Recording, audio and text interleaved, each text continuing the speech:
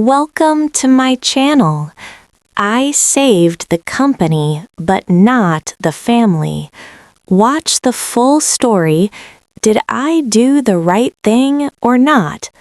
Comment your choice below. I used to think rejection would feel louder.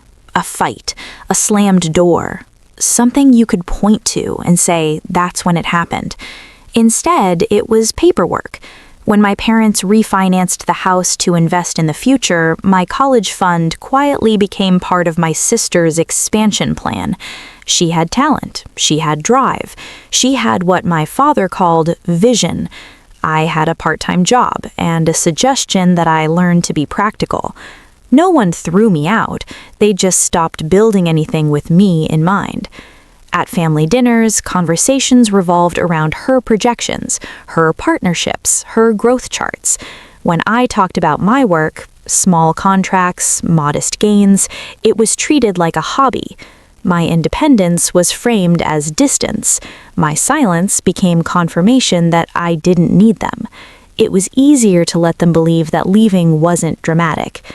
I moved cities for a job. Calls became shorter, then occasional, then transactional. Birthdays were texts. Holidays were if you can make it. They told relatives I was doing fine. That word did a lot of work. I built my company the slow way. No flashy launches, no headlines. I reinvested everything. I learned from people smarter than me. I made mistakes that cost me sleep and money, but they were mine. No one redirected my risk. No one softened my falls. The first time I crossed 7 figures, I didn't celebrate. I just adjusted my projections and went back to work. By the time my sister's company was featured in a business magazine, I already knew what the article didn't mention. Over-leveraged loans, rapid scaling without infrastructure, loyalty hires over qualified executives. I'd seen the pattern in other firms. I recognized the optimism. My parents called it brilliance. The collapse wasn't sudden. Vendors went unpaid, a lawsuit surfaced, senior staff left quietly. Then the bank stepped in. I found out the same way everyone else did, through a market notice about restructuring discussions. I read it twice before I felt anything. 3 days later, my mother called. Her voice was careful, like she was approaching a stray animal. "We've all made mistakes," she said. "Family should come together in moments like this." She didn't ask how I was. She asked what I could do. The meeting was scheduled at their headquarters, not the house, not the kitchen table where I used to sit unnoticed. A conference room with glass walls and a long walnut table I remembered assembling when I was 16. This time there were lawyers. My sister looked smaller than I remembered, not defeated, just tired in a way ambition doesn't fix.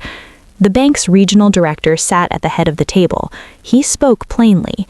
Without immediate capital injection and operational restructuring, the company will enter liquidation proceedings within 30 days.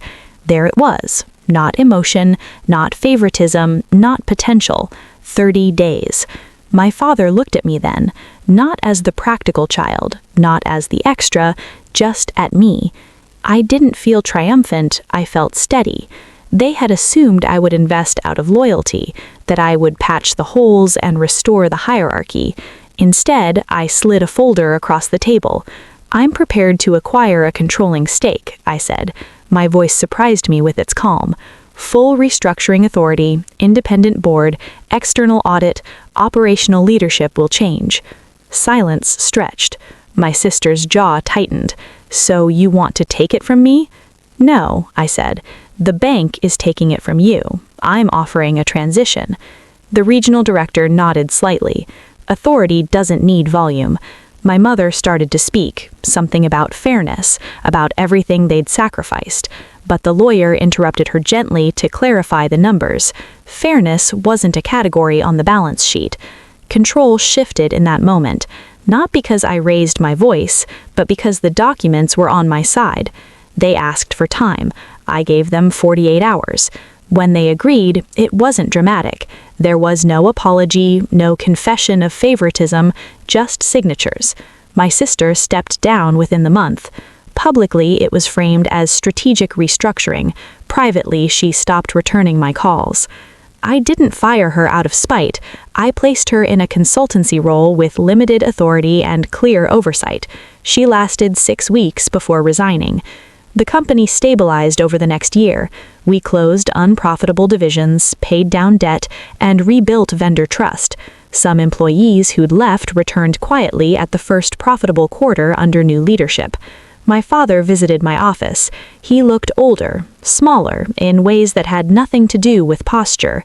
"You've done well," he said. It wasn't an apology, it wasn't praise either.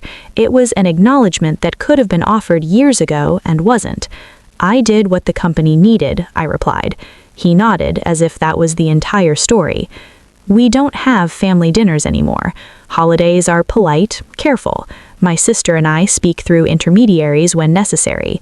My mother avoids business updates in conversation, as if pretending the shift never happened will make it less visible. I saved the company. I did not restore the family. And strangely, that doesn't sting a way it used to. For years, I thought success would feel like proving them wrong. It doesn't. It feels like no longer needing to. When I walk through the headquarters now, employees greet me by name. Decisions are debated, not dictated. Performance is measured, not assumed. I am not the afterthought in the room. That's enough. Not revenge, not reconciliation, just enough.